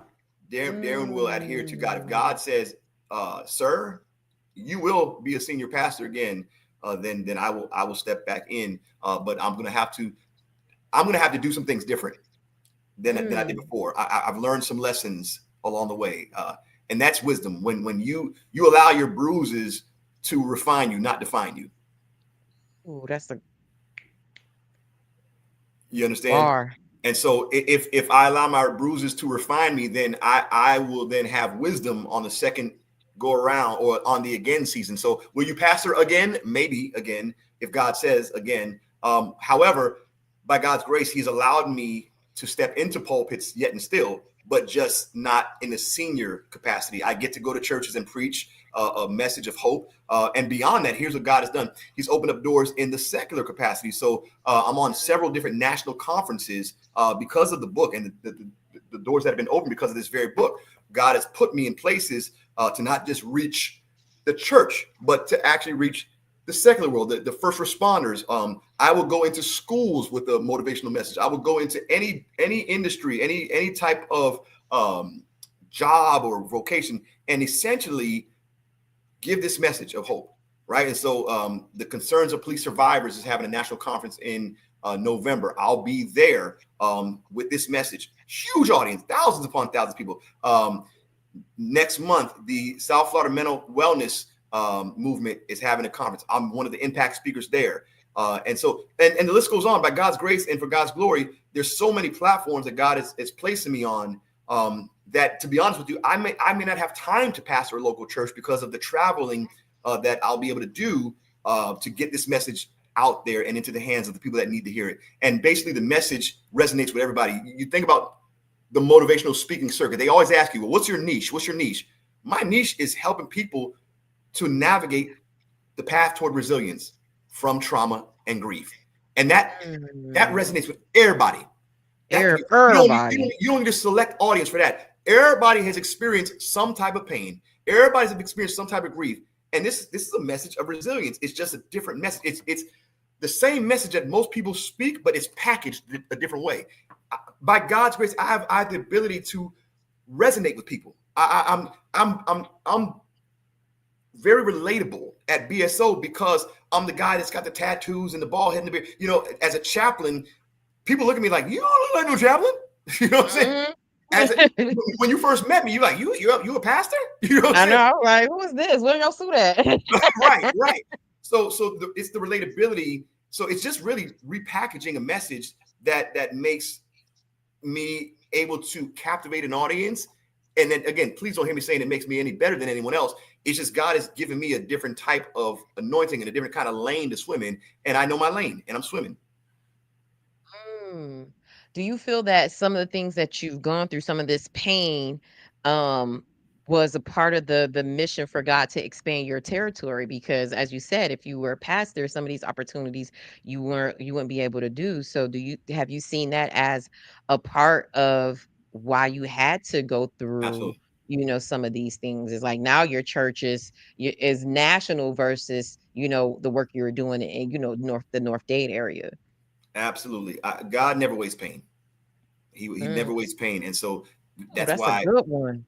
Yeah. Pain always has a purpose. And so it makes sense to me now. And so that reconnection, that, you know, getting rid of the dissonance and just trusting that, okay, God, I get it. I hate the fact that I've had to write both books. I never want to write these books, right? I hate the fact that I'm the last of a dying breed, that I don't have my immediate family around me any longer. I'm a lonely guy at times.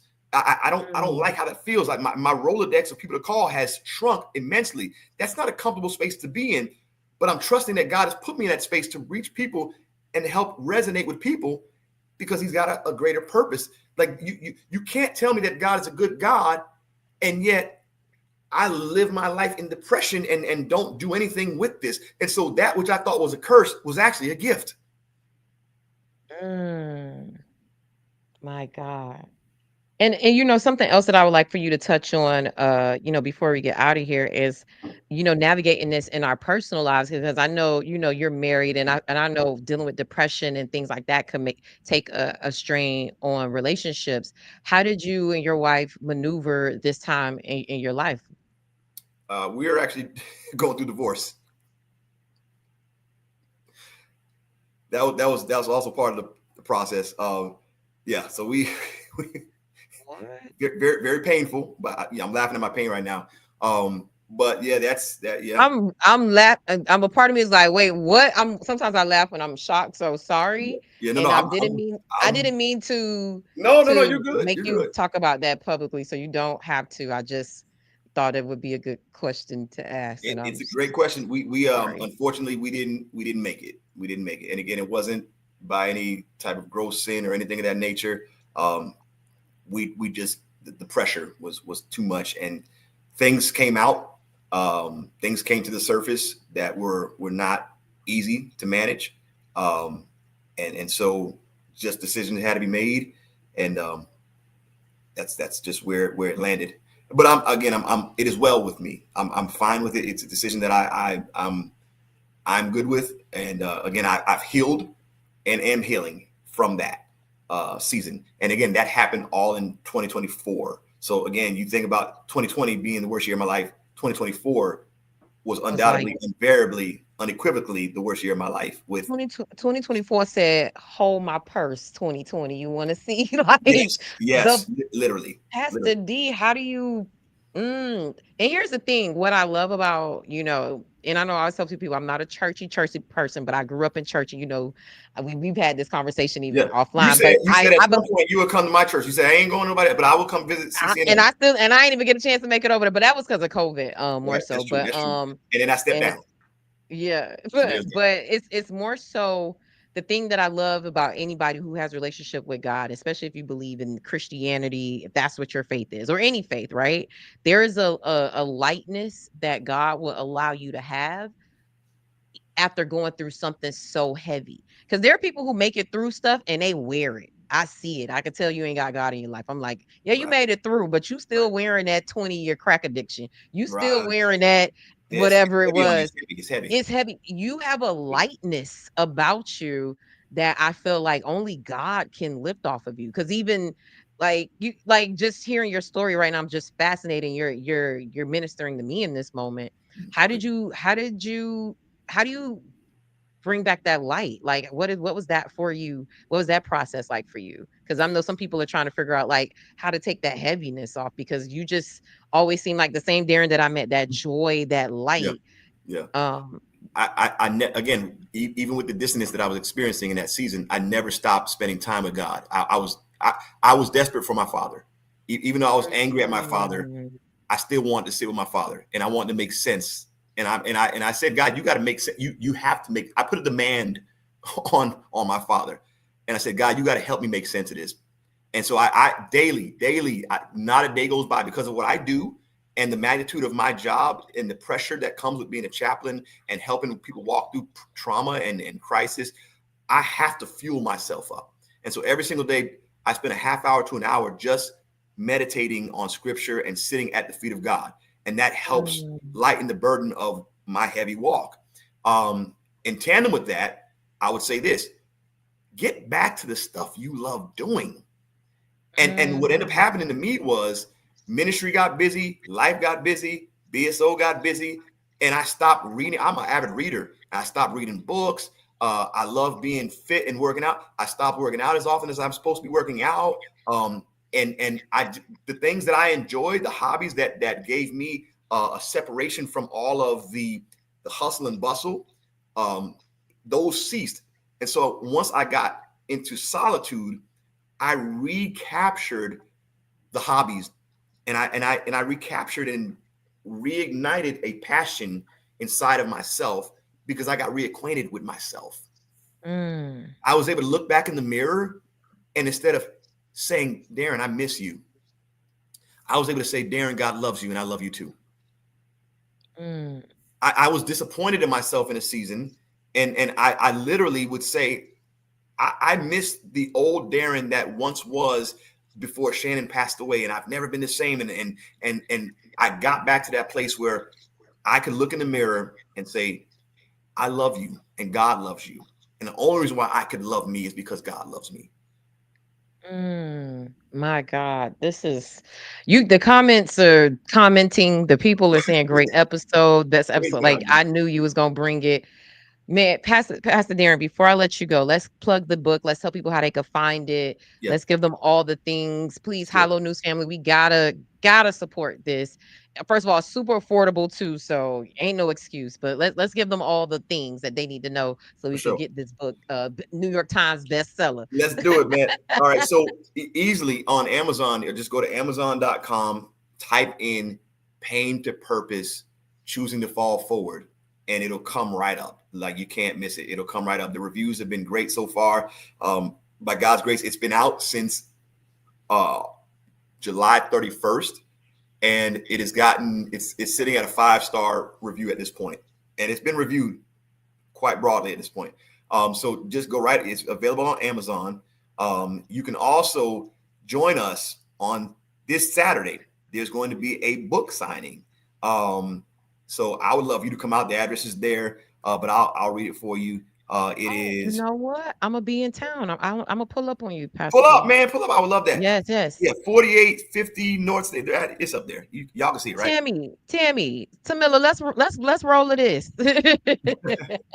It's gonna be lit too. It's gonna be a good time. It's not gonna be your average book signing. We're gonna have food that like light refreshments. But it'll be a good time. But you can get the book, get it signed there. So yeah, this Saturday at 7 p.m. In Lauderdale Lakes, Florida. Let me read the address off. Just make sure y'all have it. You want me to get it because I can see it. It is at 4850 North State Road 7 G111 or G. Yeah, that's the suite. Yeah, suite G111, Lauderdale Lakes, Florida 33319. Yep. And also this is considered like a little soft launch. You're hearing it first on Hilo, so this is an exclusive. I'm launching my new Pain to Purpose Instagram page on that day. So here it is, the soft launch. Y'all follow me right now on @Pain to Purpose 11, @Pain to Purpose 11 on Instagram, and all the things that God is using me to do in the spectrum of Pain to Purpose will be on that page as well. So and you can also follow me at my regular page. Or is it the letter or the word? Just the word, Pain to Purpose 11. Yep. Boom, there it is. There it is. Got him. Bam. There you go. So yeah, follow that. And then lastly, I would say check out my YouTube channel, Motivational Minute with Chaplain Darren Bennett. Again, easy to find. Go right on YouTube, and that's where Janae taps in. She gets a video sent every Monday. And it's just good content. It's just, again, for your motivation and just to kind of help people navigate life. And it's literally just 1 minute too. So you can't say, oh, the time. No, it's literally 1 minute, but it's loaded with nuggets that will give you inspiration. And here's the thing is, because I deal in this content world, even if I don't have the time, you're going to always get a like and a comment from me. Mm-hmm. And it's crazy. Every time I do have the minute to watch it, whatever you're saying is a word that I needed in that moment. You text me that. You do. You'll text back and be like, boy, listen. You will engage. I'd be like, look at God. Look at God. So, man, this is amazing. We definitely going to pull up on you this Saturday. I was trying to find your YouTube link. Is it on your main page? Like, is there in your link tree? Yeah, you can find it in the link tree. I believe so on my main page. Yeah, the main page is Darren Bennett 82 on Instagram. It's just Darren Bennett. Yeah, follow me there as well. And you go to my link tree and you can find all of that stuff. You get the book and everything. So you go on IG, go to the link tree, and you can find the motivational minute, everything, all things, pain to purpose, all things, whatever Darren Bennett is doing. And I just said did I just speak in third person? That was weird. I'm gonna click on your share your YouTube just so people watching it they could see it and they could get the name and all of that stuff. But we're gonna actually cut this up into its own episode as well, so they could just have the full interview. Yeah, but because this so your boy is going to some exclusivity. Yes, some exclusivity. But this has been amazing, Pastor Darren. You're gonna always be Pastor Darren to me. I'm sorry. Thank you, Janine. Thank you.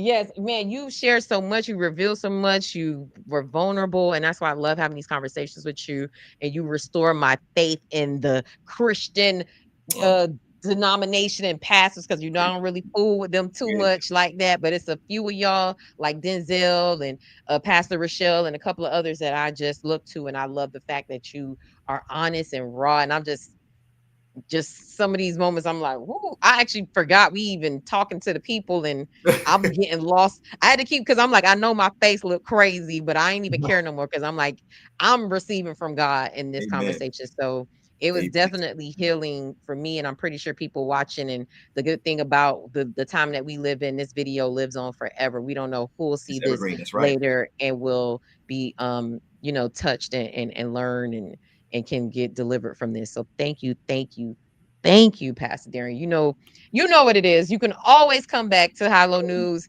You are a friend of the show. We definitely got to have you back on again. I don't know if it's a hot button issue, something that you want to talk. Just let me know. You got my cell. Text me, call me, beat me if you want to reach me. All of that, because we got to have you back on again. This was good. This is food for the soul. I'm not even, we ending the show after this. I ain't no more hot topics. I'm going to push them the next week. And because I can't, the spirit is so thick, I can't even go into the messiness that is Miami-Dade County and a budget. I want to stay in this frequency right now. And I appreciate you. I knew you was going to reset the timeline. Amen. Praise God. Well, I love y'all. I appreciate y'all and everyone out there that's listening. Thank y'all so much for the love. I'm going to go back and see what the comments saying. They loving you, man. They loving you over there. Thank you. Shout out to y'all over there watching on YouTube. Y'all was giving a lot of love. Thank you, Pastor Darren. Much success to you in the book. Y'all make sure y'all buy it. It's on Amazon. It's affordable. He has his book signing this weekend. Y'all show up and y'all tell him that High-Low News sent you. I'll be in the building. You know what? And we'll do a little recap situation. So make sure I'll hit you after this so I could get all the details on how we can make that work. Let's do it. I love it. Love it. Thank you so much, Darren. All right. God bless y'all. Bye. Bye-bye. Y'all. Auntie, I'm talking about Auntie. Yeah, we gotta come for we going over there to get this word, because Pastor Darren, when I say he reset the timeline, there he go. I love it. He already in the comments. He's so good with content. That's the type of, honestly, I wish I had, in the Charlotte area, I wish I had a someone like that, because I would go to that church every Sunday, or at least be watching it on YouTube, right? Yes, continue to thrive. South Florida, he's a gem. Much success. Y'all make sure y'all get that book. We're gonna have links and all that stuff, but y'all saw I was putting his information on the screen, so y'all will be able to get to his book. Also, too, he's tagged in our promo flyer too. That's promoting the episode. So yeah, that's an easy way to get to his Instagram page and to his link tree, so y'all could get to his book. But this was a word today. I can't even go on to the hot topics. I was gonna go in on Miami-Dade County and cuss them out, but I can't even do that after God don't came, the angel of the Lord don't came and sat in this podcast with us tonight. Ooh, I gotta go. Honestly, I gotta go take a walk after this. I gotta come down, because Pastor Darren don't even know he's preaching to my soul right now. I hope y'all got a word from this too. I hope y'all really shared this episode with people. This one was a good one. This one was a healing one. And we all deal with grief and trauma, especially in this time in the world right now. Donald Trump done messed up the timeline too. He got all of us crazy. I think he, because he sits at the head and the leadership, and from the head falls down to the people. I think he got the whole world. We all in this weird energy right now. And so we need people like this to help us kind of maneuver through that muck and mess and to get our crowns back adjusted and our paths set forward. Yeah, we needed that. But yeah, so y'all, we'll be back next week. Shout out to Ashley with the amazing hot topics. You did great. Ashley, we just roll those over to next week because it's still gonna be Miami-Dade and that budget going on to the end of September. I just want to let y'all know that to God be the glory. Amen. Amen. Amen. Y'all know, can we talk always turn into a church episode? Like if you were old school, if you've been with us since day one, it's episode 17. Y'all know it always turns into some type of church. I don't know what God is. This what you leading me into, God? You want me to be a little a facilitator of the word? Is this my ministry? Is this my way? And honestly, as Pastor Darren was talking, I was like, you know what? We should do some more spiritual talks. And I like having conversations like this in deepness and how you maneuver through life and deal with the spirit and this, and that. So we may bring him back, or maybe we do a series, Pastor Darren. Maybe we could do a motivational minute or something. Maybe there's a hot topic going on. You know what, Pastor Darren? Because you know what, it would have been good to have a spiritual perspective on what just happened with that the guy, I can't remember his name, but the white supremacist guy, people were saying who got murdered yesterday. So having that type of understanding on things spiritually will be good. Yes, great conversation. Great conversation. We got to stay prayed up. We have to stay prayed up in this crazy world. He definitely spoke to me today. I'm loving y'all, and I'm loving y'all giving the comments. I hope y'all know those comments and stuff like that on both platforms, Facebook and YouTube, that allows other people to see it too. So I'm loving that. Even if it's just you coming in with 10 comments, it helps with the algorithm. So I love all of that. And I hit the wrong banner, y'all. Let me put it. Look, you see I'm all discombobulated. Pastor Darren on spoken to my spirit. Child, I don't even know what's going on. I'm hitting the wrong thing. So y'all, thank y'all for thank y'all. Yeah, Jules got in. Definitely. Shout out to Julius Edwards, our good friend watching here in Charlotte. And he had some great comments. Shout out to Denzel as well. Denzel, if you want me to connect you with Pastor Darren, I thought y'all knew each other, but I know you said you had a word for him. So if you want me to connect y'all, and if Pastor Darren is okay with that, I'm definitely to be a connector for that. But yeah, great episode today. We about to get up out of here, but before we do, we're gonna pay some bills. And y'all make sure y'all support those who support us. Of course, follow us on all social media platforms. We are on TikTok, Instagram, Facebook, LinkedIn, all the things. So y'all make sure y'all follow us there. Also, too, every Saturday we have our exclusive news dropping in our newsletter that comes out every week. So if you want to sign up for that, you can go to hallonewsmiami.com and sign up and get all of that exclusive content in our newsletter. And also, yeah, like and subscribe to the podcast, share it. We are continuing to grow every week. The views have been consistent. And I've not done the best job with promoting it, but as me and Ashley get into a rhythm, I'm gonna definitely get better with that as well. So yeah, we're constantly growing, constantly getting views and likes. And also too, people are always every week someone wants to come on to the podcast. So to me, that is also to a sign that we're doing something right and that we have engagement, because people want to come on to this podcast and share their stories. And so I appreciate that. Uh what you mean do better, Denzel? Why you telling me to do better? Why you said that? I did do better. I ain't do good today. I had a church person on with your churchy self. That wasn't good enough for you, Denzel. Now you about to make the devil come in here and make me cuss you out in the name of Jesus, Denzel. I'm gonna hit you up after this, D. But yeah. This has been a great episode, y'all. Y'all make sure y'all support Baptist Health and their campaigns. And yeah, again, shout out to Ashley J, our new producer. And shout out to y'all, Hello News family. Y'all hold us down. Do your job and get the content out. Do my job. See, I don't know what you're saying, Denzel. What you mean? Do you job and get the content out. Okay.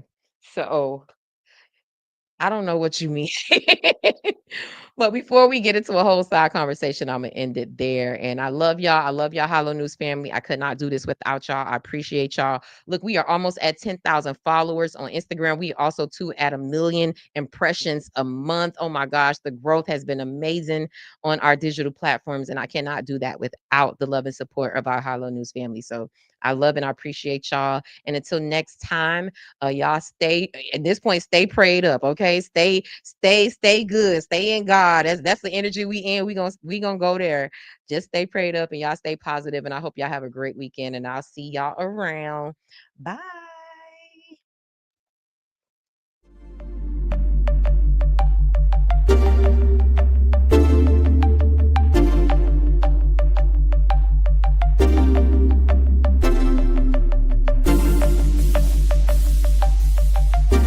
When I was diagnosed with cancer last year, I was asymptomatic. I felt great. I wouldn't have found out if I didn't do a voluntary screening. Take charge of your health, go to the doctor, be proactive with your health. There's a 1 in 8 chance that a woman will develop breast cancer in her lifetime. And for Black women, we're more than likely to be diagnosed before the age of 50. Head to BaptistHealth.net right now to schedule your mammogram and be on the proactive side of care. Mammograms save lives. This was awesome.